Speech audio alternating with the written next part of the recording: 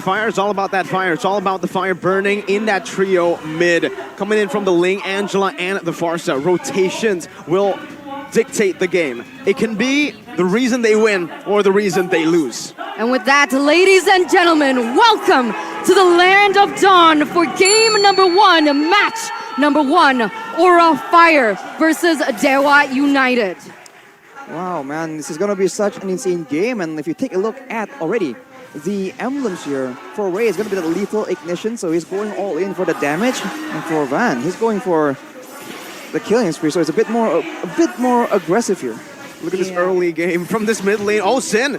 Right now, with Wings by Wings, Iron Hook not connecting. K's in danger, but it's still all good. Aura Fire are already pushing the pace. Again, this duo mid will do so much for mid control. I'm actually quite surprised with the talent choices coming in from the Farsa. Weapon Master, as well as the one that gives more attack. I would have thought that perhaps with the Farsa pickup, they wanted to go for more early game rotations, maybe even picking up the Bargain Hunter, but this is what they opt for. They're going for all in the late game, because even Kabuki is going with the Weapon Master as well. And for the Farsa, going with the Thrill early game, right, just gives her a bit more burst damage when people don't really have that resistance that's built up. And for DEWA United, it's the exact opposite. 3 Rupture first tier emblems on their side. They really want to try and get all they can in the early game and not allow Aura Fire to scale at all. What's interesting is no Season Hunter here for Ray. Leo Murphy going to be chunked down, stunned up. First blood for Van, the prodigy. For Aura, Ray coming down with rhythm as well. Now jumping on the Sin with a flicker out. Top of the blaze, knocking him up. This should be another kill for Van. He's still alive, picking up another. K's finds a trade.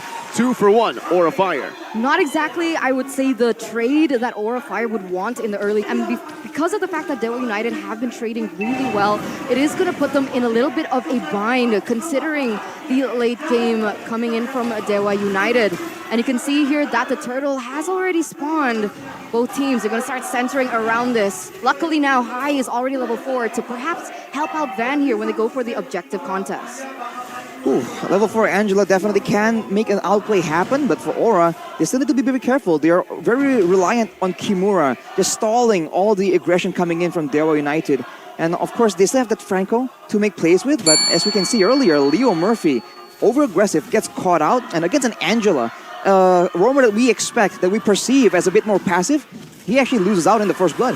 Oh! Up top, Kabuki with a hard guard now. The reverse passion flickering forward. Oh, under it, what? With the flicker out as well. Now it's getting the flicker from High to pick up the kill, but Watt's still able to survive, dodging away once again. It's still a kill over. The torn apart memory from Watt, not able to find the kill. K's now with the flicker forward once again. Bringing it back. Call Alter instantly taken away. It's a good kill from K's, making 1 for 1. Ray looking for a good trade, jumping in with rhythm, no more dashes, but he should still be able to dive that turret. Picks up another, equalizes on the board, and DEWA are showing what they got on the MPL stage. Wow, the aggression coming in from DEWA United. Again, the trade backs that are happening against Aura Fire. I was about to say, Kabuki went for a really good build. Steel leg plays first in order to be able to have a little bit more sustainability in that 1v1. But what can steel leg plates do against the damage coming in from Ray? It's just a bit too much damage, honestly, and look at that, this is aggression. For the airstrike, K's with a clean movement, but he can't dodge a basic attack. Van takes the kill, and this mid-game power spike for Aura Fire should hit just in a bit. For both teams, they actually have quite the good early game, mid-game kind of synergy. They have very good power spikes, but Aura Fire just has been the more proactive team right here. Always in the right place at the right time before DEWA United has actually rotated. So even though Leo Murphy wants to be the one trapping, just leading Aura Fire into an ambush, he has not found a good situation to actually get a pickoff with the Iron Hook. And I think that is absolutely by design from Aura Fire. I mean, sometimes we like to say, it doesn't really matter how many hooks you land, as long as you land that earth, ground, breaking hook in the very end. So, of course, there is still time for DEWA United as Van goes in for the steal. Does he get it? No, he doesn't. Ray is still able to get that. So still very good for the side of DEWA United E-Sports, despite the fact that Aura Fire are leading a little bit here in terms of economy. I don't need to ask you, Arashi, here, Ray. I mentioned it earlier, but we haven't been able to get a chance to really talk about it, dive deep into it. The Joy, Jungle, no Season Hunter. Good Iron Hook, though. With Bloody Hunt, say goodbye to High. Leo Murphy picks up the kill to once again equalize on the board. This time, great timing from the DEWA United roamer, as it's the turtle, this time Second one spawning in the Glen of Dawn. See, Van still is looking for a play though. He tries to go for the steal, but oh, he goes in, he gets it! Van, the red tree god, already in the first game, showing what he's got. We saw what he did in Snapdragon Pro Series. Now it's happening again.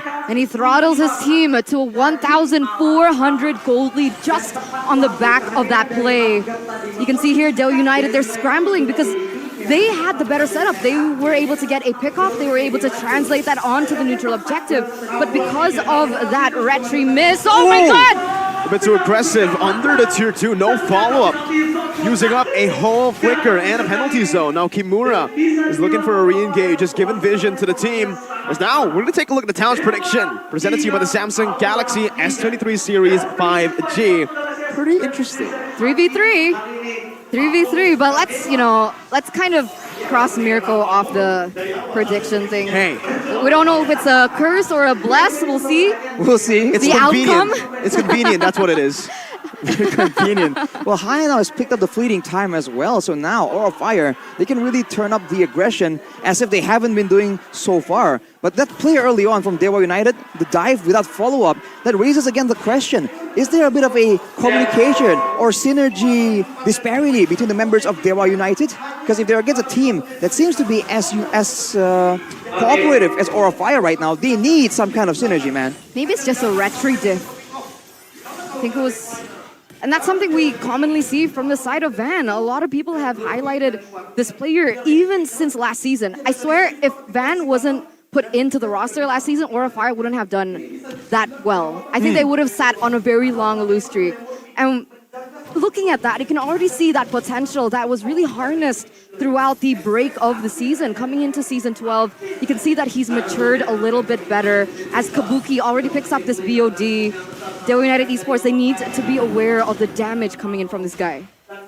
For Aura, they're not using that obnoxious strategy. They're leaving the roamer to just push on the other side because Angela can just join the fight with the hard guard, and this is where the mobility, the macro play from Aura that is so infamous for such a long time is showing itself yet again. DEWA tries to power through and goes for the turtle immediately, trying to force Aura into a fight. No purple buff on Van. He might have to go for it. Oh, it's a good flicker time, Van! Instantly steals it away. Now it's the collapse for Aura Fire onto the back. Whole Alter already melted down with the top of the blaze now onto the back once again. Kabuki still in the mid, still able to dash away. Leo Murphy with a flicker out and also a conceal. Aura Fire with another win without the purple buff on Van. I mean, to be fair, Van is a level ahead of Ray. So in that 50-50, Van does have a little bit of an advantage when it comes down to the retribution takes. And it's surprising that DEWA United, they still want to, I would say, commit onto these objectives. These 5v5s as Kimura is going to be punished here in the mid lane. A really good pickoff for DEWA United, but what can they do with that pickoff? How are they going to be able to translate that into more? Ideally, they want to try and get more fights right here because they have a good engage tool in Leo Murphy, but look at the positions, look at the waves, man. Aura has set everything up, but Leo Murphy finds a hook. The hard guard, though, will deny that play. No bloody hunt as well, so there's no real threat technically on Van. Unfortunate for DEWA United because that certainly would have been a massive kill to get. Right now, they are still going to be able to put it onto the turret, so they do get a little bit back. When previously they were unable to get any turrets whatsoever. Nice flicker! Gets out, Leo Murphy now caught. Kimura with the dash forward and the taunt, locking him down. The Alter comes down, Ray in the back. Zoning Kabuki away, diving in. Kabuki with a flicker on the other side, but Watt picks him up. Not a torn apart memory to take Kimura down. Double kill for Watt. Winner Nature built up. Ling, Van down below. Still trading for Aura. DEWA is doing a great job right here, forcing the fights like we mentioned, but now with Van in the picture, he comes in to try and defend his mid turret, but he gets suppressed. Good bloody hunt. Van now going to be locked down. Van taken now, not even given the chance to use the Tempest of Blades. Beautiful, beautiful plays by DEWA United here, and this is what they need to work on, right? They have a really good pick-off composition. They're starting to utilize it, and they're starting to fight back. Being able to take Van, that leaves them 15 seconds to be able to set up for this Lord first, take it away from Aura Fire, and what was once a 2,000 gold lead by the Indonesian Hydras, it's been taken back. It's going back and forth to DEWA United, and now they have the better setup. Oh, this is dangerous. DEWA United now with a Lord secure on their hands. 3 turtles down. It does not matter if you're able to find those juicy hooks. Leo Murphy, really the reason as to how they were able to completely turn this gold lead around. Like I trying to mention, it doesn't matter if you miss all the early game hooks, as long as you land it when it really matters. All that crowd control just completely shuts Van down. And Aura Fire playing so objectively, so macro heavy. Now they're struggling with the 3 pushing waves due to that Lord. And you know that DEWA United are already looking for an opportunity right here. They've been able to force a fight earlier already without the Lord even in play. Now with all the wave pressure, you can bet that Leo Murphy is on the hunt. Yeah, that's the diff, right, between the compositions from both of these teams. Like you mentioned there, Arashi, the fact that DEWA United E-Sports, they have a lot of crowd control to work with, whereas from the side of Aura Fire, what do they necessarily have? They might have a little bit of slow, I would say, coming in from high on the Angela. They have Kimura a little bit, but it's not a full engage. So if DEWA United continue to do this pick-off strategy, Aura Fire, they don't really have much to say against it other than the fact that they have more mobility with Van as well as Angela to trade back on the map. And like you can see here, Van already looking for the next tower. That's how they're going to try to do it. But in that 5v5, what can they do? Going to be a bit difficult for Aura for sure. I mean, in the 5v5, actually, I think they have a bit more potential, but it's only if Kimura makes the big play. He's focusing more on the magical defense right now with the Radiance armor. He's building, he just completed the Dominance Ice to try and help with the extra bit of HP from the Call Altar. But for now, he is the only front line and the only real engage, which is why we saw him go so deep, so aggressively during the turtle fight. They just need to do that. This is the thing, though. I think really it comes down to their draft as well. For Aura Fire, really like the first 2 picks, but the way they ended the first phase draft was a bit weird, in my opinion. The Angela mid has been utilized a lot. They could have played with that a little bit more, utilizing that as a flex pick towards the second phase. And honestly, we can dive deep into that because with the Angela Ling combo, you usually see a Uranus or an Esmeralda, a sustainable XP laner, to be paired up with these two. The fact that Aura Fire went for Fredrin, it's already, again, a big curveball, but it also kind of impacts the synergy of the Angeling. Yeah, I really thought that having a very sustainable, pressure-based EXP laner just really lends itself so well to this strategy, like you mentioned, Mirko. So the fact that they didn't go with that and instead go for something a bit more brawl-heavy, like a Fredrin, really doesn't really make that much sense. And on top of that, the Fredrin also doesn't have a lot of mobility. So if they send him to try and split push, he can't join fights often, he can't escape from ganks often. So it doesn't really make sense, and he gets hooked in. Beautiful hook from Leo Murphy. Now Van going to be engaged on. That's the purple buff stolen away. You can say goodbye to the Lord with no purple buff. This Ling will have to dig deep. It's not how you start, it's how you finish. And Leo Murphy is proving that to us on the Franco. Being able to get Kimura out, level out that playing field, making it a 4v5. And they are going to be able to put pressure on to the Lord, get that uncontested for free. Aura Fire, they're scrambling now at this point because most of the players coming in from DEWA United, they are at their peak. They are at their power spike. Watt has the most damage in this game. 403, untouched against a Ling.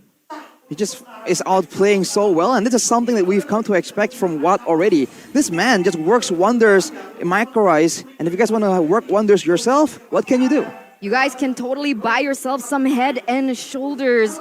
Say goodbye to itchy dandruff and get the Gato Kacha bottle for yourself. He'll protect your hair just like he protects you in the land of dawn. Oh. Smashes through the dandruff and all the itchy badness. Itchy badness. Itchy badness. Leo Murphy goes in for a hook. He doesn't get this right now, but now we see a 1v1 between the Ling and Ray. Well, they're going to be able to clear, but the Lord is still going to be marching here for the side of DEWA United on the bottom lane. They don't really have a lot of high ground, a lot of long-range damage, so they're relying on the objective gameplay, and the timing has always been so good by them. And with this Lord, you can completely expect DEWA to try and do something a bit aggressive here. They would not let this Lord get cleared very easily. Instantly the siege down. This is what the Brody gives to the team, enabling these crazy sieges to happen. Kimura walking forward at risk, gonna get Iron Hook. The Bloody Hunt comes down with Feather Airs back on the back is there as well. Now Dixon again with the penalty zone, cancels it out. Ray with a jump backwards. DEWA United in their first game of MPL ID. The cannon minion crashing down. Now Cage the flicker forward. Van brought back to the team. One more hit is all they need. Monster kill picked up from Watt. No minions, but now it comes down. The comeback legend. Watt brings DEWA United E-SPORTS their first game victory of MPL Indonesia. As they lead this series, a best of 3 is going to be spearheaded by DEWA United. What a game. It felt like Aura Fire had a certain game plan for that early game, but DEWA United were able to trade back really well, get to that power spike, get those important pickoffs, and be able to control the game. They get the right pickoffs at the right time. Every single moment they're in the mid game, they get a pickoff before the turtle, before the Lord, and before